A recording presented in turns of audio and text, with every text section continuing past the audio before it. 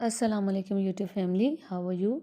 I hope you are good by the grace of Almighty Allah. आज हम बात करेंगे फीमेल हेयर फॉल के हवाले से, यानी औरतों में बालों का झड़ना कह लें या कम होना कह लें। हर इंसान वैसे तो खूबसूरत नज़र आना चाहता है, जिसके लिए वो हज़ार जतन करता है। मीन्स कह लें कि अच्छे अच्छे कपड़े पहनना, अपना रंग गोरा करने के लिए डिफरेंट क्रीम्स वगैरह का इस्तेमाल करना, अच्छा सा हेयर कट देना। लेकिन ये वो तमाम चीज़ें हैं कि जो अगर आपके बाल अच्छे नहीं हैं, आप जितना भी अच्छा हेयर कट ले लें, आपको वो लुक नहीं आएगी। या यूँ कह लें कि अगर किसी के बाल अच्छे नहीं हैं तो बाकी ये सारा कुछ करना जो है वो रायगा जाता है, उसका कुछ ख़ास इफ़ेक्ट नहीं आता या उसकी पर्सनैलिटी जो है वो इन्हेंस नहीं हो पाती। स्पेशली फ़ीमेल्स में के बारे में बात की जाए तो ये बहुत ज़्यादा इम्पोर्टेंट रोल प्ले करते हैं बाल। अगर बाल हेल्दी हैं तो उनकी पर्सनैलिटी और ज़्यादा निखर कर सामने आती है। इसके अलावा उनकी इंटरनल हेल्थ को रिफ्लेक्ट करती है। यहाँ पर ये बात काबिल गौर है कि हेयर फॉल और नॉर्मल हेयर शेडिंग दोनों में डिफरेंस क्या है। क्योंकि हम अक्सर बाल अगर मौसम चेंज हुआ तब गिरना शुरू हो गए, हम कहते हैं ओहो हमारे तो बाल गिरना हो गए, गिरना शुरू हो गए। या कह लें कि कुछ ऐसी कोई ख़ास हमने मेडिकेशन ले ली है, उससे बाल गिरना शुरू हो गए तो हम फिर परेशान हो जाते हैं। तो अगर आपके बाल जो हैं नॉर्मल लाइफ साइकिल पूरा करने के बाद गिर रहे हैं, यानी 3 से 5 साल तक का ये टाइम स्पैन होता है, जिसमें 3 फेजेस बाल जो है वो फेस करता है, जिसमें एक है एनाजिन, दूसरी है कैटाजिन और थर्ड है टीलोजिन। अगर ये तीनों फेज जो कि मैंने पिछली वीडियो में डिस्कस की थी, बाल कंप्लीट करने के बाद गिरता है, तो उसको हम नॉर्मल हेयर फॉल कहते हैं, नॉर्मल शेडिंग कहते हैं। लेकिन अगर फॉलिकल से बाल आहिस्ता आहिस्ता जो है बहुत पतले निकलना शुरू हो रहे हैं, जो नए बाल आ रहे हैं, या बाल बहुत ज़्यादा रफ़ हो गए हैं, ड्राई हो गए हैं, जिसकी वजह से वो थिन होकर जो है वो गिरना शुरू हो गए हैं, बहुत ज़्यादा मिकदार में गिरना शुरू हो गए हैं, तो उसको आप हेयर फॉल का नाम देंगे। अब हम बात कर लेते हैं फीमेल्स में कॉजेज़ के हवाले से। बहुत से कॉजेज़ होते हैं जो कि फ़ीमेल्स में बालों के गिरने के हवाले से हम देखते हैं अपनी जनरल प्रैक्टिस में।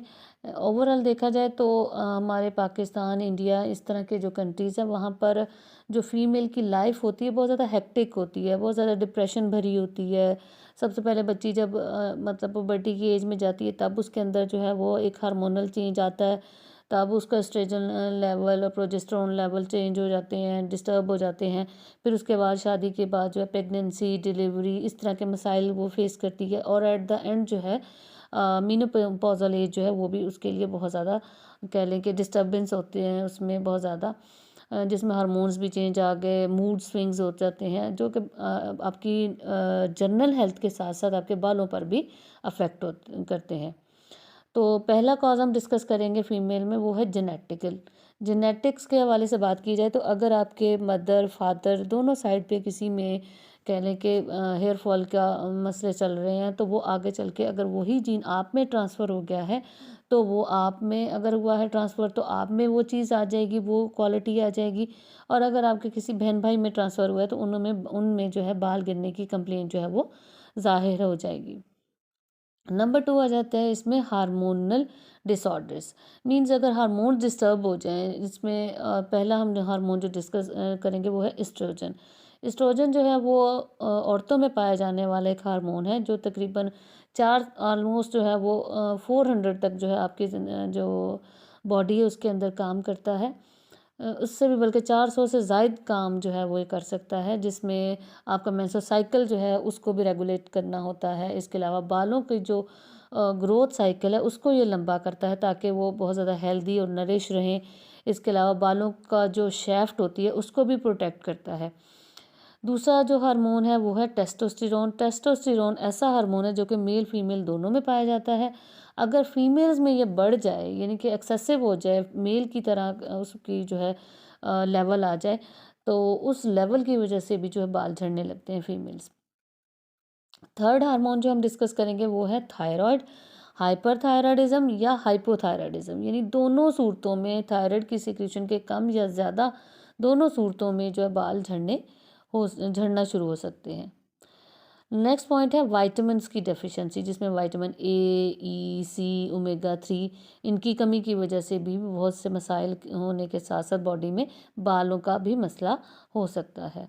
आयरन की डेफिशिएंसी हो जाए, कैल्शियम की डेफिशिएंसी हो जाए, इस तरह के मसाइल अगर हों तो तब भी बालों पर बहुत बुरे असरात होते हैं और बाल गिरना शुरू हो जाते हैं। और आगे मोस्ट कॉमन जो एक रीज़न होता है फीमेल्स में, वो है प्रेगनेंसी।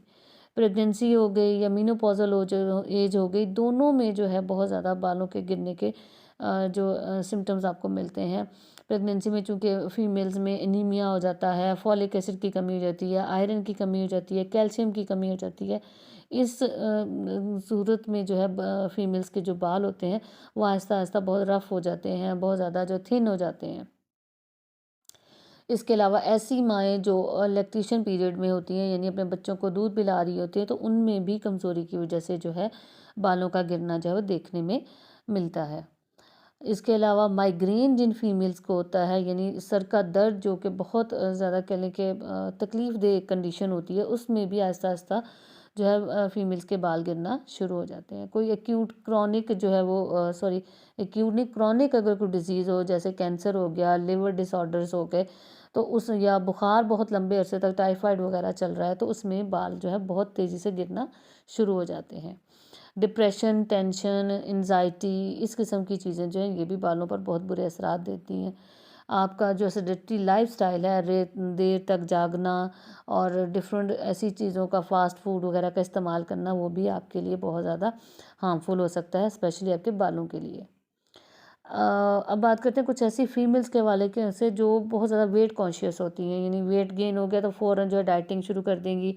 और डाइटिंग जब की जाती है तो कुछ तो बहुत ज़्यादा सेंसिबल तरीके से डाइटिंग करते हैं, यानी कि अपने जो एक होता है सारे मिनरल्स, सॉल्ट्स और कैल्शियम, आयरन, फॉलिक एसिड, इस तरह की सारी चीज़ों को साथ लेकर चल रहे होते हैं, उनमें तो नहीं। लेकिन अगर कोई अंधाधुंध जो है वो डाइटिंग शुरू कर दे तो उसमें बहुत सी चीज़ों की कमी हो जाती है, जो कि बालों पर बहुत बहुत बुरे असरात पैदा कर सकती है। न्यूट्रिशनल डेफिशिएंसी अगर किसी में खुराक की कमी हो तो उनमें भी ये कंप्लेन आपको मिलती है। ऐसी लेडीज़ जो स्पेशली गाँव की लेडीज़ जो धूप में बहुत ज़्यादा काम करती हैं, काफ़ी घंटों तक उनको काम करना पड़ता है, उनमें भी बालों का गिरना मिलता है। इसके अलावा ऐसी बच्चियाँ जो स्कूल गोइंग है या कॉलेज गोइंग है, वो बालों को बहुत कस कर बाँधती हैं। चोटी बनानी है तो बहुत कस कर पीछे ले जाकर जो फुल टाइट जो है चोटी बाँधनी है, उसमें भी बालों का गिरना मिल सकता है।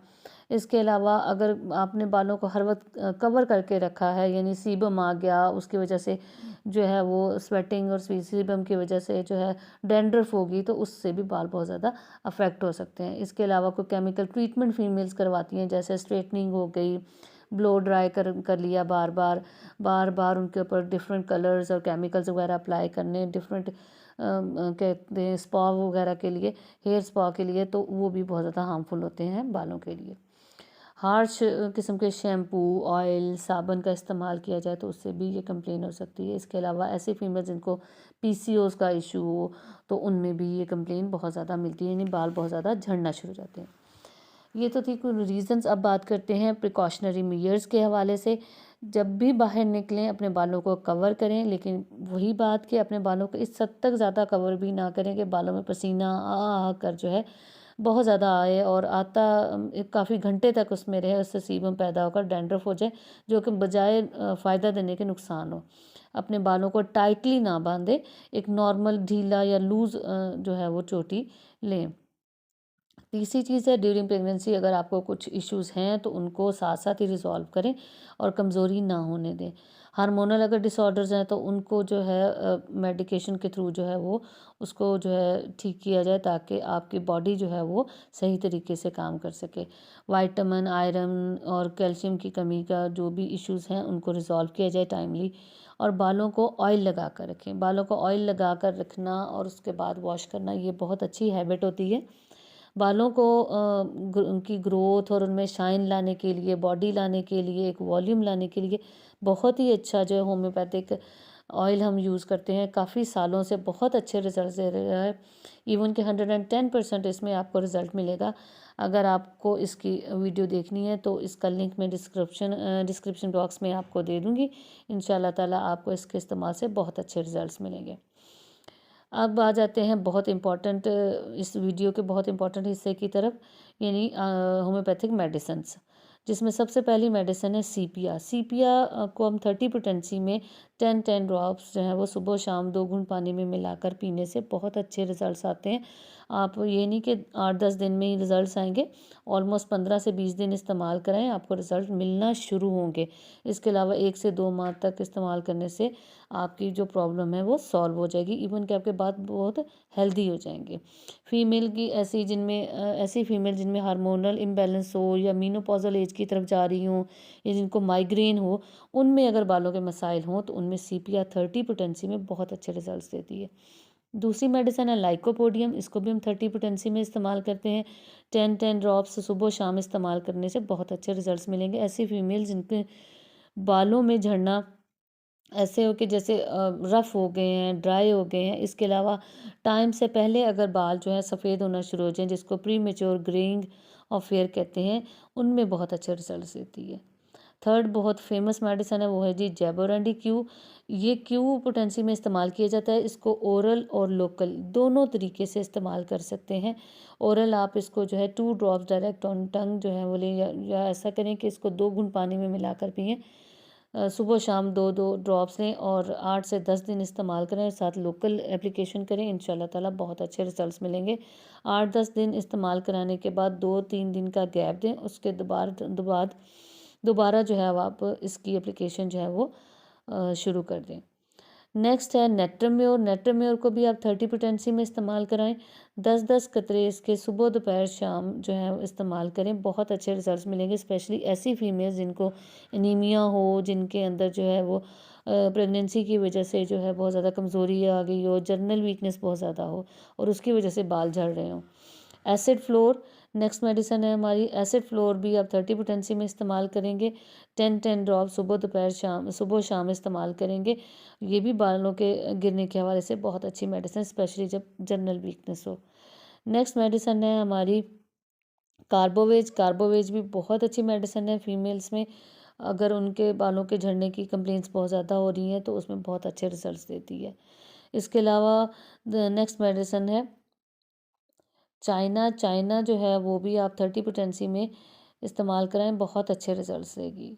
नेक्स्ट मेडिसिन है हमारी वेस्पेडन। वेस्पेडन जो है उसको बालों के हवाले से बहुत ज़्यादा अच्छे रिजल्ट्स देती है। इवन के ना सिर्फ ये कि बालों को एनर्जी देगी, थिक करेगी, वॉल्यूम लेगी, बल्कि बालों को काला यानी उनका कलर जो है वो भी बेहतर करने में आपको बहुत अच्छे रिजल्ट्स देगी। आई होप आपको आज की वीडियो अच्छी लगी होगी। मिलते हैं नेक्स्ट बहुत ही अच्छी इन्फॉर्मेशन के साथ। अल्लाह ताला आपके लिए हमारे लिए आसानियाँ पैदा फरमाए। आमीन। अल्लाह हाफिज़।